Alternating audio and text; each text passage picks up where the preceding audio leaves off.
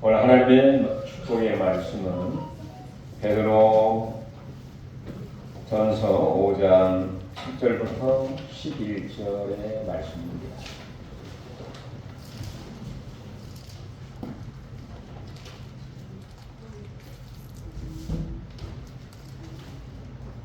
베드로전서 5장 7절부터 11절.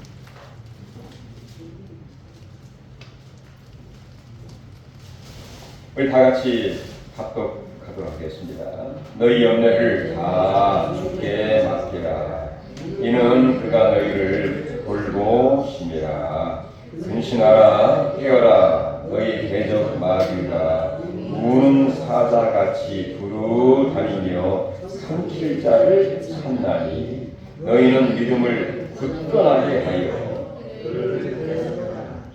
이는 세상에 있는 너희 형제들도 동일한 고난을 당하는 줄 압니다. 모든 하나님 곧 그리스도에서 너희를 부르사 자기의 영원한 영광에 들어가게 하시니가 잠깐 고난을 당한 너희를 친히 온전하게 하시며 굳건하게 하시며 강하게 하시며 혀를 견고하게 하시리라. 권능이 세세 무궁하도록 우리에게 있을지어다.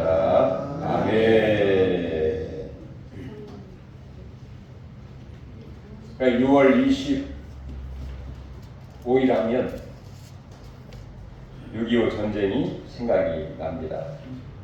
지금부터 약 75년 전에 이 나라에 6월 25일 새벽 갑작스러운 이 북한군의 침공으로 한반도 전역은 포화 속에 휩싸이게 되었고 수많은 생명이 희생을 당하게 되고 가족은 뿔뿔이 흩어지게 되는 그런 어려움을 당했던 것이 사실입니다. 이렇게 북토는 잿더미가 되어버린 그 전쟁은 예고 없이 평안한 이 삶에 큰 영향을 주게 된 것이죠. 사실 어떻게 생각하면 어떤 물리적인 전쟁뿐만 아니라 우리가 살아가고 있는 이 삶 자체, 우리 현실이 뭐 그런 전쟁과 같지 않나 그런 생각이 들기도 합니다. 우리가 보통 먹고 사는 이 고단한 삶을 가리켜서 생활 전선이다 이렇게 표현을 하죠. 전쟁 속에 생활을 하고 있는 것과 같다 이렇게 표현을 하기도 합니다. 아침에 일찍 일어나셔서 정말 직장에 나가시고 또 일터에 나가시는 그런 모습을 보면서 저는 항상 생각을 합니다. 새벽 5시 전에 교회 나오면서 그때부터 벌써 많은 분들이 차를 타고 어딘가를 가는 것을 보면서 제가 오시면서 야 이분들이 다 지금 교회 가고 있나 제가 옆 사람한테 농담 비슷하게 얘기를 하기도 했는데 또 새벽부터 정말 생활 전선에서 불철주야 일하고 계시는 그런 모습을 보기도 하고 또 눈에 보이는 이 총과 칼은 없지만 눈에 보이지 않는 그런 전쟁이 있는데 그 전쟁이 무엇입니까? 바로 샤탄 마귀와의 영적인 전쟁이 우리에게 있다 하는 것입니다. 성경은 우리에게 말씀합니다. 지금도 우리 믿음의 어떤 전선에 치열한 싸움터 한복판에 있다, 전쟁 중에 있다라고 우리에게 말씀하고 있다는 것이죠. 그런 가운데에 이 전쟁 중에 있는 저희들이 어떤 마음과 자세로 이 전쟁에 임해야 될 것인가? 그리고 이 전쟁 중에 주시는 주님의 이 비전과 또 의미를 우리에게 말씀해 주고 있습니다. 이 전쟁 중에 있는 우리 모든 삶 가운데에 분명한 이 인지, 지식과 그리고 하나님의 지혜를 가지고 승리하며 주님의 귀한 비전이 우리의 비전이 될 수 있기를 주의 이름으로 축원합니다. 먼저 이 땅에는 항상 전쟁 중이라고 하는 것이죠. 우리 8절에 보시면 그렇게 얘기를 하고 있습니다. 베드로 사도는 너희 대적 마귀가 우는 사자같이 두루 다니며 삼킬 자를 찾나니. 이 뭐 무슨 말입니까?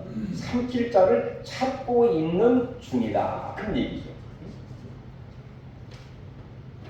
어떻게 생각하면 이 보이지 않는 이 영적인 이 전쟁을 우리가 하고 있는 중이다. 그런 이야기죠.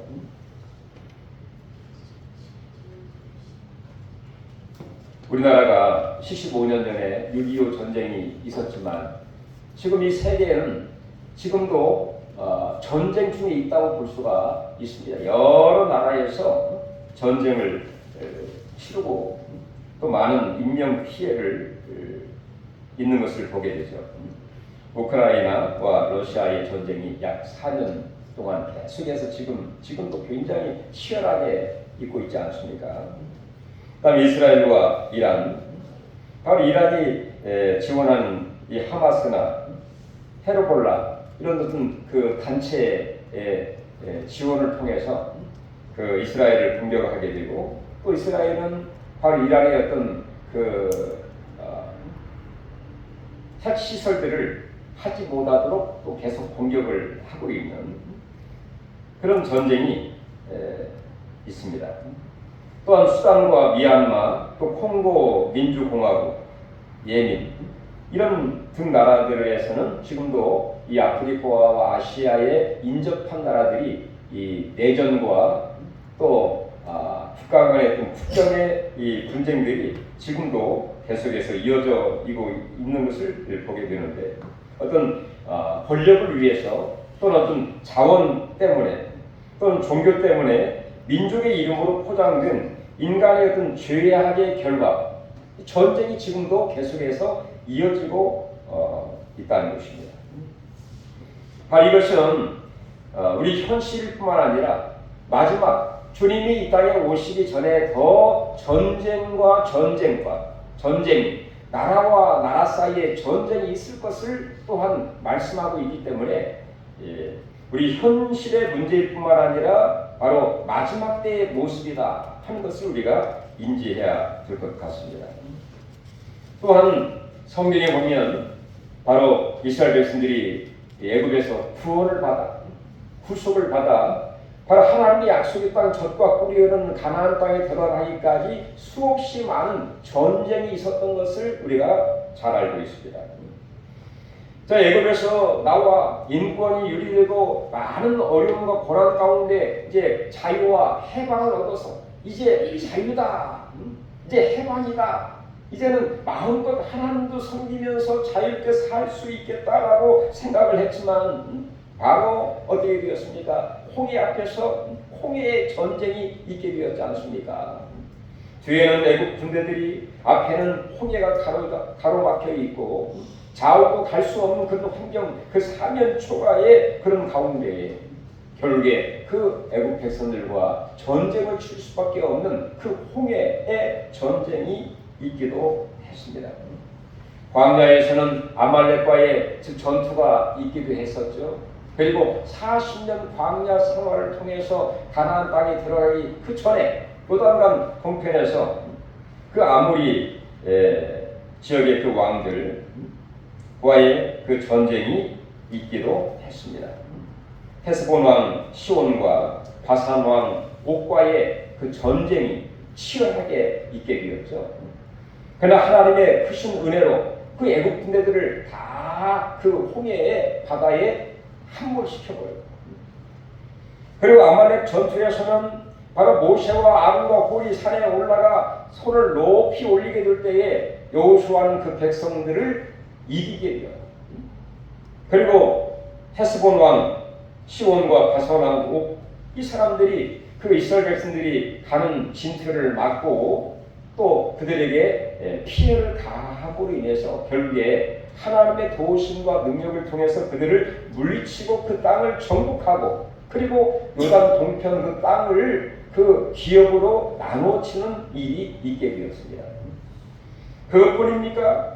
여기서 끝나지 아니하고 요단강을 건너 드디어 가나안 땅에 들어갔을 때에 이제는 가나안 땅이다 하고 박수치면서 환호할 수 있었지만 하나님께서는 이 여호수아로 하여금 가나안 땅에 들어가게 되면 마음을 강하게 하고 담대히 하라 이렇게 신신당부를 합니다.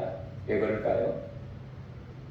그 다음 바로 전쟁이 있기 때문에, 전쟁 때문에 두려워하고 후퇴할 가능성이 있기 때문에 마음을 단단히 가지라. 마음을 다 잡고 흔들리지 말고 마음을 강하게 하고 담대하고 내가 모세와 함께한 것처럼 내가 너와 함께할 터이니 낙심하지 말고 믿음으로 나아가라. 말씀 붙잡고 나아가라. 이렇게 신신 부탁을 합니다.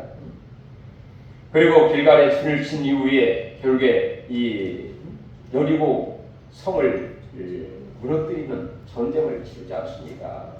그 다음에 또 아이성에서 패배했지만 또 아이성에서 승리하게 되는 그런 일이 있게 되었고 그 이후에 기브온 사람들이 파친 조약을 맺고 그 기브온 사람들이 이스라엘 백성들에게 항복을 하고 파친 조약을 맺었다는 이야기를 듣고 남부에 있는 그 왕들이 예루살렘 왕 아도니 세덱을 중심으로 한 연합군 5나라의 왕들이 연합해서 기브온에 와 이 여호수아가 이스라엘 백성들과의 전쟁을 치르게 됩니다. 그리고 그 남부 지역을 다 점령한 후에 또 북부에 있는 하솔 왕 아벨을 중심으로 해서 북부에 있는 그 몇 나라들이 또 이 기브온에 내려와 전쟁을 하게 되죠. 자, 이런 가운데 하나님의 초자연적인 돌보심과 인도하심과 축복을 통해서 여리고 성이 무너지는 그런 기적. 할렐루야. 이 말은 여리고 성을 인간의 힘으로 능력으로 무너뜨릴 수 없는 환경이었지만 하나님의 크신 은혜와 능력이 아니면 여리고 성을 무너뜨릴 수가 없습니다. 왜냐하면 여리고 성이 얼마나 단단하냐. 위벽과 내벽이 있는데 이 넓이가 약 한 2m 정도 되는 위벽이 있고 그 다음에 또 내벽이 또 한 2m 정도 차가 위에 다닐 정도로 견고한 성입니다. 그 다음에 이 높이가 한 6, 7m 정도 되고 이 경사지어서 아무나 여기에 올라갈 수 없도록 한 그런 성이에요. 그런데 하나님 말씀대로 그대로 순종해서 여리고 성을 매일 새벽에 한 바퀴씩 그리고 조용하게 마지막 날 7바퀴 돌고 함성을 나팔을 불고 함성을 외칠 때에 여리고 성이 위에서부터 와르르 무너지는 가운데 여리고 성을 정복하게 되지 않습니까? 아이성 패배했습니다. 그러나 바로 이 매복 작전을 통해서 또 아이성도 점령을 하게 되죠. 그리고 남부 지역을 점령할 때에는 바로 그 사람들은 강력하고 철기 문화를 갖고 있어서 그들과 전쟁하면 백패할 수밖에 없는 환경이었지만 하나님께서는 바로 이스라엘을 도우시고 함께 하시는 가운데에 아주 기습 작전을 펼쳐서 그들을 쫓게 되죠. 그들이 후퇴하는 가운데에 하나님께서 칼로 죽은 자보다 하늘로부터 내린 우방으로 죽은 자가 더 많았더라. 하나님이 위에서부터 큰 주먹만한 이 우박을 내려가지고 그 남부 지역에 있는 그 군인들을 거의 몰살 직전까지 하게 했는데 시간이 없어서 그들을 물리치지 못하게 되었죠. 그때 어떻게 했습니까? 여호수아가 믿음으로 하나님 앞에 기도했죠. 하나님이여 해를 멈추게 해주시고 다른 얇은 골짜기에 머물게 해주십시오. 그러므로 하나님께서 전무후무한 이 여호수아의 기도를 들어서 해를 멈추고 달을 멈추어 즉 시간을 멈추게 해서 그들을 뒤쫓아 그들을 다 진멸하고 남부 지역에 있는 그 왕들을 막게다 굴속에 있는 그 5 왕들을 다 처형을 하고 그 다음에 남부 지역의 성읍을 불태우고 모든 자들을 진멸하게 되는 그래서 남부 지역을 승리로 이끌었습니다. 그다음에 북쪽에 있는 사람들이 이 소식을 듣고 또 연합을 이루어서 북녘 그 갈릴리 바다 근처에 있는 사람들이 소식을 듣고 연합을 이루어서 이 기본 그 지역까지 내려오게 되었습니다. 그때 여호수아는 이 메론 물가에서 하나님의 말씀대로 순종해서 그 전쟁을 승리로 이끌게 되어 이렇게 가나안 땅에 들어가서 여리고 전투, 아이선 전투, 그 다음에 남부 지역 전투, 북부 지역 전투를 약 한 6년 이상 전쟁을 치르는 가운데에 가나안을 거의 정복을 하게 되는 일이 있게 된 것이죠. 이렇게 정말 하나님의 약속을 이루는 데까지는 또 하나님의 젖과 꿀이 흐르는 풍성한 삶을 누리는 데 있어서는 하나님의 그 약속의 기업을 누리기까지는 많은 전쟁과 어려움과 고난과 산 넘어 산, 바다 건너 바다인 것처럼 그러나 하나님 말씀대로 그대로 순종을 하고 하나님의 도우심과 초자연적인 능력을 통해서 궁극적으로 승리하게 된 그 사건이 바로 이 구원받아 광야와 가나안의 전투라고 볼 수가 있는 것이죠. 이렇게 성경에 보면 이렇게 구원받아 그 뜻을 이루기까지 많은 전쟁들이 있었던 것을 우리가 보게 됩니다. 뿐만 아니라 보이지 않는 영적 싸움, 사탄 마귀와의 그런 싸움도 있다는 것입니다.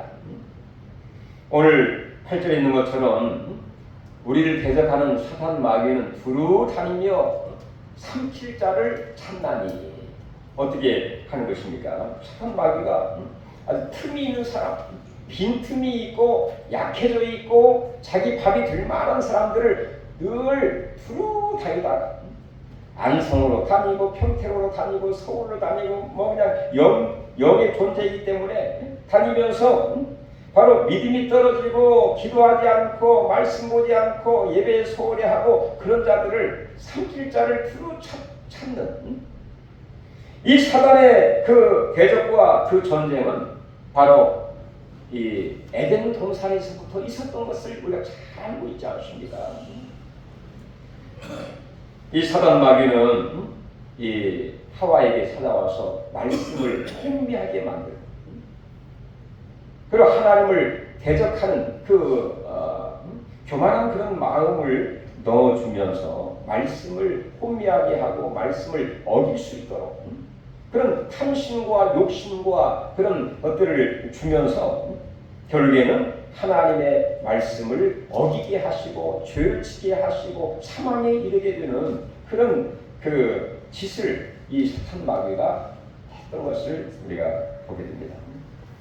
그 다음에 족장시대에 보면 욥이라고 하는 사람 잘 알고 있지 않습니까? 욥을 이 사탄 마귀가 두루 찾다가 욥이라고 하는 사람 하나님이 인정하고 칭찬하고 사랑하는 그 욥을 가리켜서 하나님은 뭐라고 합니까? 욥을 보았느냐?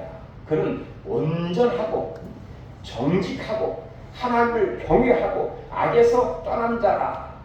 그를 완전한 자라 이렇게 얘기를 할 정도로 대단한 욥이었지만 이 사단 마귀가 하나님께 참소를 하면서 하나님 욥이 왜 하나님을 섬긴 줄 아십니까? 하나님이 그에게 물질도 주시고 다복한 가정도 주시고 또 건강도 주시고 또 그의 삶이 번창한 사업이 있기 때문에 그런 것 아니겠습니까? 한번 쳐보세요. 분명히 하나님을 욕하고 떠날 것입니다. 그래서 하나님의 허락 가운데 욥이 사탄에 의한 많은 고난과 역경을 당했던 것을 우리가 알고 있습니다. 이 사단 마귀는 이렇게 바로 이 에덴 동산 족장 시대뿐만 아니라 바로 예수님 시대에도 심지어 예수님이 공생을 시작할 때에 이 사단 마귀는 예수님을 시험하기도 했죠. 40일 동안 금식한 후에 사단 마귀는 예수님이 찾아와서 당신이 하나님의 아들이거들라 이 돌들을 명하여 떡덩이가 되게 해보아라. 당신이 하나님의 아들이거들라 당신이 성부라면 등등등을 우리를 참소하면서 우리를 감정을 자극을 하면서 말씀을 어기고 또 말씀을 떠나고 또 죄를 짓도록 하는 이 사단의 그 역사가 예수님에게도 왔지만 결국에는 예수님이 이기고, 바로 예수님에게 온 것만 아니라 바로 오늘 말씀하는 베드로에게도 찾아와서 예수님이 사단 마귀가 밀가불듯이 하는도다, 이 베드로에게 그렇게 얘기를 하면서 그를 책망하기도 했던 것을 봅니다. 그러니까 이 베드로도 이 사단 마귀의 영적인 이 전쟁이 있다는 것을 잘 알고 있었기 때문에 우리에게 인지하고 알려주고 경계를 해주고 있는 것을 보게 되는 것입니다.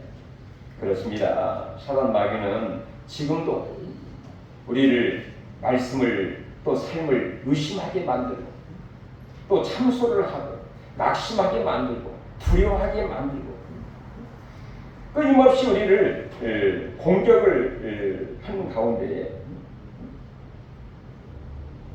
우리를 하나님도 멀어지게 하고 떠나게 하게 되는, 결국에는 정말 넘어지게 만들고 사망이 이르게 만드는 그런 역할을 하고 있다는 것입니다. 바로 이런 현실을 우리가 바라보면서 과연 어떻게 이 전쟁 같은 삶을 극복을 하면서 승리해 나가야 할 것인가. 6.25 전쟁을 이긴 것처럼 지금도 우리가 정말 38선이 있지만 전쟁춘이라고 볼 수 있지 않습니까? 이 전쟁 중에 있는 우리의 삶 가운데에 어떠한 마음의 자세와 태도를 가져야 할까? 오늘 8절에 같이 한번 읽어볼까요? 근신하라 깨어라, 여기까지 보겠습니다. 첫 번째가 근신하라 깨어라 하는 얘기입니다. 뭐 근신하라 이 말은 정신을 차리라 그런 말이죠. 정신 차려, 이렇게 많은 그런 얘기 하지 않습니까? 정신 차리라, 마음이 흐트러지지 않도록 단전히 행하고 마음속의 내면을 절제하는 그런 마음을 가지라, 그런 얘기입니다. 그 다음에 깨어라 이 말은 단순히 어떤 잠을 자지 말라 그런 의미라기보다도 영적인 민감성을 가지고 시대를 분별하면서 이 사단의 공격을 감지하고 영적인 안테나를 바로 세우고 있으라, 그런 얘기입니다. 마치 우리가 가끔 하는 얘기 중에서 기도하지 않는 것은 마치 영적으로 잠자는 것과 같다, 이렇게 표현하지 않습니까? 또 말씀에 둔해지면 분별력이 떨어지는 것이 사실이고, 또 우리가 예배를 드리지 않을 때에는 바로 이 사단의 어떤 틈을 주는 것과 같다고 볼 수가 있습니다.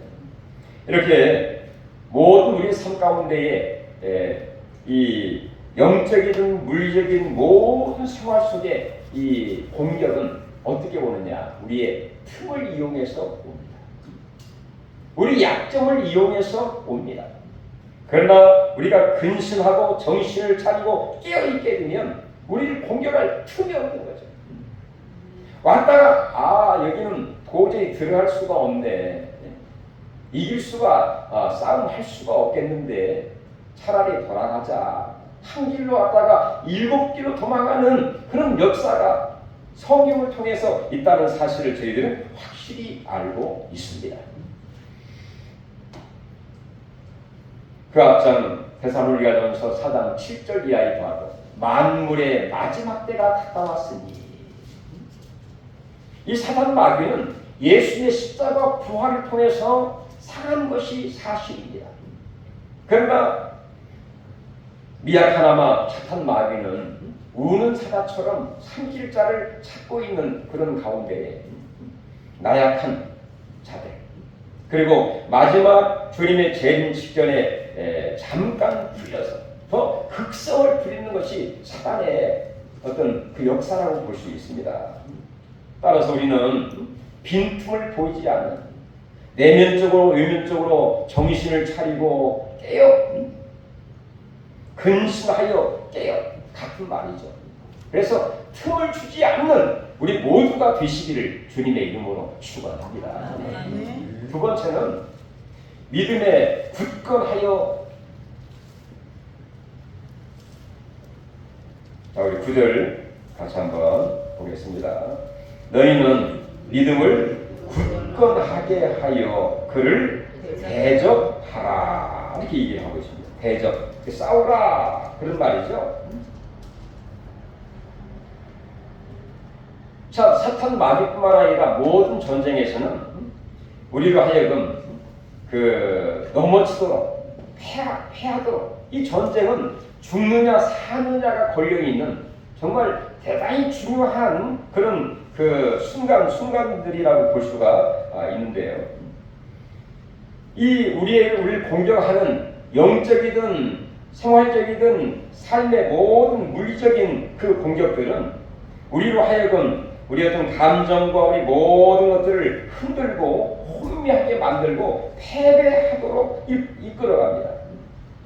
그러나 우리의 믿음은 어떻습니까? 믿음은 바로 진리를 붙들고 흔들리지 않는 것이 믿음입니다.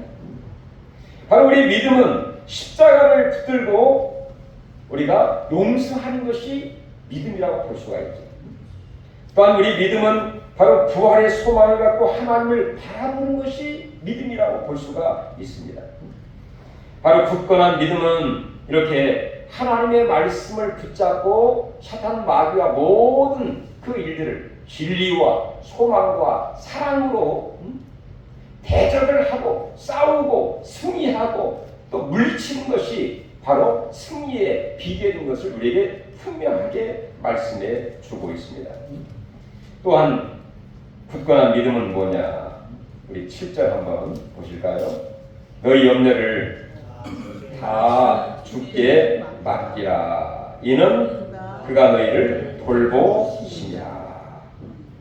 굳건한 믿음은 신뢰한다고 하는 것은 나의 염려를 주님께 맡기는 것입니다. 그분 앞에 의뢰하는 것입니다. 내가 주님을 전적으로 신뢰하고 믿기 때문에 나의 마음도 나의 염려도 걱정도 남에게 가까운 사람에게 말할 수 없는 것까지라도 다 주님께 아뢰고 맡기고 또 신뢰하는 것이 믿음이라고 볼 수가 있는 것이죠. 자, 우리 모두는 하나님과 그의 독생자 예수 그리스도를 주님으로 믿습니까? 아멘? 아멘. 예, 그럼 그분에게 나의 염려를, 내 마음을, 내 생각을, 내 어려움을, 고난을 맡기십시오. 그러면 그가 너희를 돌보실 것이다. 영어는 헬프 많이 하는 헬프미 나를 도와주세요. 주님이 우리를 돌봐주신다 그런 얘기입니다. 어떻게? 내가 생각했던 것 이상으로 내가 계획했던 것보다 더 멋지게 내가 여러 가지 생각하고 계획하고 꾸미고 또 했던 그 모든 것보다 더 아름답고 멋지고 튼튼하고 확실하게 하나님이 우리를 도와주시면서 필요한 것도 하나님이 채워주시고 공급하시고 또 이길 수 있는 지혜도 주시고 능력도 주시면서 여러분 우리의 염려라는 게 나눠진 마음이거든요. 마음이 나눠지니까 어떻게 됩니까? 서로 간에 갈등이 있는 거죠. 그 갈등이 있고 번민이 있고 또 싸움도 있는 것이죠. 그 모든 싸움을 하나님께 맡기라. 이것이 바로 굳건한 믿음입니다. 우리 하나님을 전적으로 신뢰하면서 그분을 굳건하게 믿고 말씀과 진리와 그다음에 사랑과 소망으로 주님을 바라보는 가운데에 이 모든 영적 사탄 마귀와 현실적인 모든 물리적인 전쟁에서 정말로 이기고 승리하고 하나님 앞에 영광 돌리는 승리자 되시기를 주의 이름으로 축원합니다. 세 번째는 어떻게 해야 될까?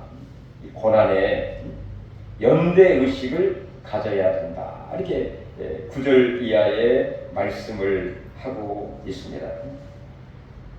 대적하라. 그 다음 읽어볼까요? 이는 세상에 있는 너희 형제들도 동일한 고난을 당하는 줄을 알미라. 자, 이는 다시 한번 읽어볼게요. 이는 세상에 있는 너희 형제들도 동일한 고난을 당하는 줄을 아니라. 우리는 가끔 이런 생각을 합니다. 내가 힘들고 어려울 때 나만 당하는 고난인가? 난 왜 이렇게 힘들고 어렵지?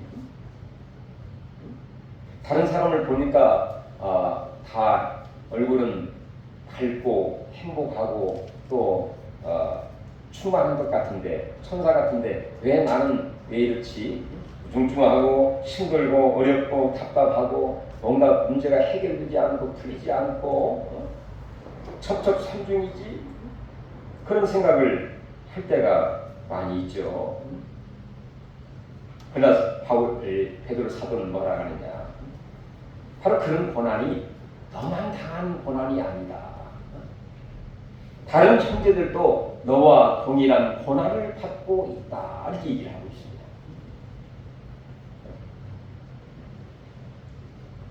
여러분 어떻습니까? 우리가 당하는 어려움과 고난과 또 약함과 이런 모든 일들이 나만 당하는 고난이라고 생각이 하십니까? 어떻게 생각하면 사람들, 이웃들, 가까운 그 지인들 조금 더 깊게 이렇게 접근하고 알면 알수록 야, 저런 어려움도 있었네. 저렇게 힘들고 고난 당하시면서도 이렇게 얼굴에 웃음을 띠고 살고 계시지? 이런 깜짝 놀랄 때가 종종 있지 않습니까? 그래서 성경은 바로 예수님도 그런 말씀했습니다. 수고하고 무거운 짐자들아. 그 다음 뭡니까? 다 내게로 오라. 수고하고 무거운 짐자들아. 다 에브리바디. 남자, 여성, 노인, 어린 아이 할 거 없이 다 나름대로 알지 못하는 십자가와 고난과 힘든 일이 있다는 것입니다. 오늘 교회 아이들 들여다보니까 어떤 아이는 뭐가 이렇게 힘들어서 좋아서 어쩌냐 이렇게 게임을 하고 하다가 아침에 못 일나가지고 교회 못 나오는 그런 어린 아이들이 있더라고요. 소리야, 너도 참 힘들겠다. 아빠가 힘들겠다. 나는 이전에 아파가지고 잠 못 잤는데 너는 참 그거 하다가 잠을 설치다가 교회를 못 나오는구나. 제가 속으로 이제 농담 비슷하게 이렇게 속으로 웃기도 했는데 알고 보면 다 힘듭니다. 수고하고 무거운 짐을 어깨에 메고 그 다음에 손과 발은 힘들어가지고 저건 어떤 부분이니까 무리해가지고 여기다가 파스를 동여매고 이렇게 모습을 무슨 일이 있었느냐 아프셨나요? 했더니 무리해서요 이렇게 얘기하시더라고요. 알고 보면 다 힘들어요. 무겁고 힘든 어깨에 또 가슴에 손과 발에 무거운 짐을 지고 갈 때가 참 많이 있습니다. 이것이 나만 당하는 고난이 또 있습니다. 그러나 알고 보면 다 알게 모르게 다른 형제들도 나와 동일한 고난을 받고 있다. 이것이 바로 이 세상의 이치입니다. 그래서 바로 이것은 이 문제, 이 전쟁을 치르는 것은 혼자 전쟁을 치르는 게 아니에요. 서로 연합을 이루고 또 이 영적인 이 전쟁, 모든 전쟁에서 하나님께서는 이 교회라고 하는 공동체를 통해서 어려움을 당할 때에 서로 기도로 위로해주고 사랑으로 덮어주고 서로 용기와 격려를 주면서 바로 이 전선에서 승리할 수 있도록 위로와 격려와 용기와 세움과 응원을 통해서 그 전쟁을 이길 수 있도록 같이 연합 전선을 통해서 우리가 전쟁에 임하고 있다는 것입니다. 제가 지난주일날 5,000원 만에 교회 하단에 있는 사철나무 정지 작업을 했습니다. 정지 작업을 하면서 제가 너무 깜짝 놀란 것이 내가 한 1개월 전만 해도 이 왼쪽 어깨가 아파가지고 손이 안 올라가서 이게 어떻게 할 수가 없어요. 왜 한 손으로 할 수도 없고 이 올라가려니 이거 올라가지도 않고 그래서 야 속으로는 이렇게 지저분하고 다른 사람이 보면 욕하겠다 그런 생각이 들면서도 하지 못하는 그랬는데 이 장마 되기 전에 제가 정지 그 가위를 가지고 사다리를 타고 올라가서 이게 싹둑싹 착착착착 이게 자르면서 무슨 생각이야 참 너무 감사하다. 이 손이 이 어깨가 나은 것이 무슨 내가 내 믿음으로 나갔다기보다도 많은 우리 믿음의 형제들이 저를 위해서 기도해 주시고 우리 여러분들이 저를 위해서 기도해 주시고 염려해 주시고 오재길 장로님도 늘 집에서 가정예배 드릴 때마다 또 이렇게 저를 위해서 기도해 주시고 또 우리 백승일 장로님 어머님 김두선 권사님도 항상 목사님 위해서 기도합니다. 말씀해 주시고 정말 여러분들이 기도해 주시고 염려해 주신 덕분에 내가 하나님의 크신 은혜와 능력으로 병원에서 수술하지 않고 이 통증도 사라지고 야 이게 나무를 높은 데 올라서 착착 뜰 수 있으니까 얼마나 감사한지 하나님 앞에 영광을 돌리면서 정말 여러분들에게 진짜 고마운 그런 마음이 솔직히 진심으로 들었습니다. 바로 우리의 전쟁을 승리하기 위해서는 오늘 구절에 있는 것처럼 고난의 어떤 연대의식을 가지고 한 공동체의 서로 간의 연합을 통해서 승리할 수 있다는 것을 우리에게 말씀해 주시기 때문에 내가 힘들고 어려울 때에 나의 어려움을 정말 기도 제목으로 내어놓고 또 이해를 구하고 기도를 요청하고 그러면 무슨 그 사람 욕하겠습니까? 그를 불쌍히 여기면서 하나님 그를 위해서 기도하고 사랑을 덮어주고 그런 일도 우리가 하고 있지 않습니까? 그렇습니다. 바로 이 전쟁을 통해서 우리에게 주시는 바로 이 베드로 사도의 비전이 있습니다. 우리 10절 한번 읽어볼까요? 모든 은혜의 하나님 곧 그리스도 안에서 너희를 부르사 자기의 영원한 영광에 들어가게 하시니가 잠깐 고난을 당한 너희를 심히 여기까지 보겠습니다. 우리가 고난을 당할지라도 그 고난은 어떤 하나님 편에서 볼 때는 잠시 고난입니다. 여기 있는 것처럼 잠깐 고난. 그러나 이 고난을 극복하고 통과한 후에 영광은 영원한 영광이다. 이렇게 얘기를 하고 있습니다.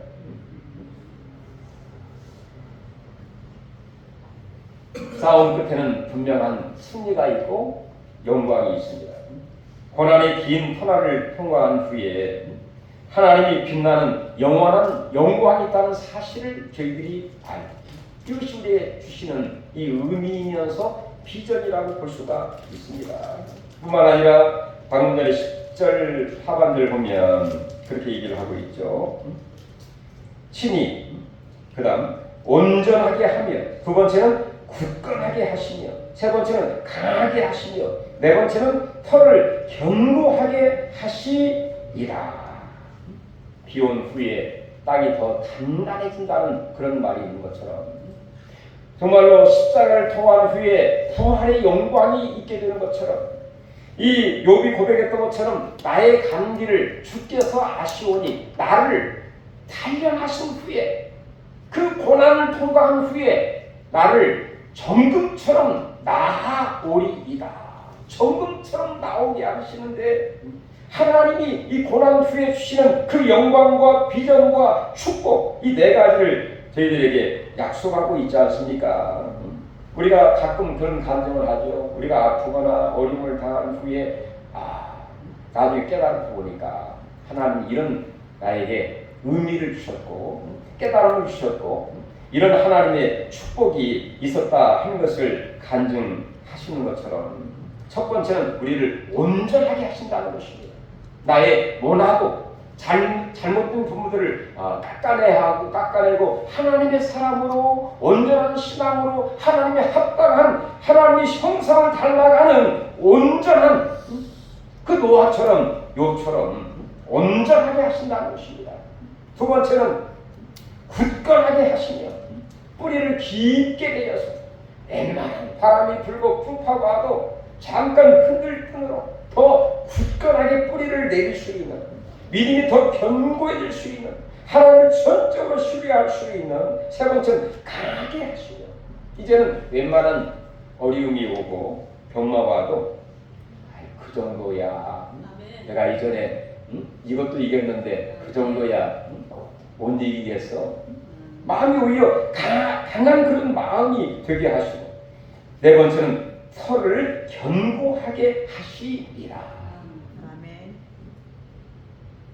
이게 하나님의 놀라운 뜻이고 비전이고 또 그 고난을 지난 후에 주시고자 하는 하나님의 축복이다.